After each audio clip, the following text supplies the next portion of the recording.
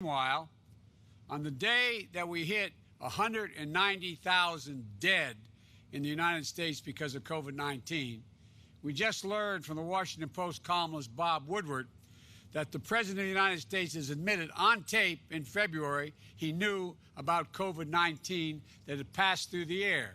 He knew how deadly it was. It was much more deadly than the flu. He knew and purposely played it down. Worse, he lied to the American people. He knowingly and willingly lied about the threat it posed to the country for months. He had the information. He knew how dangerous it was. Now, while this deadly disease ripped through our nation, he failed to do his job on purpose. It was a life and death betrayal of the American people. Experts say that if he had acted just 1 week sooner, 36,000 people would have been saved.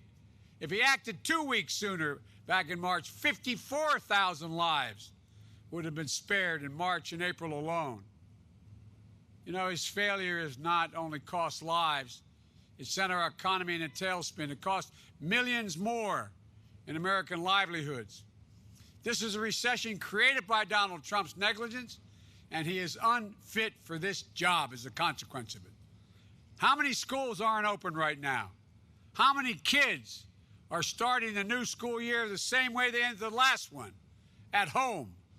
How many parents feel abandoned and overwhelmed?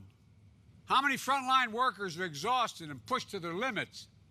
And how many families are missing loved ones at their dinner table tonight because of his failures? It's beyond despicable.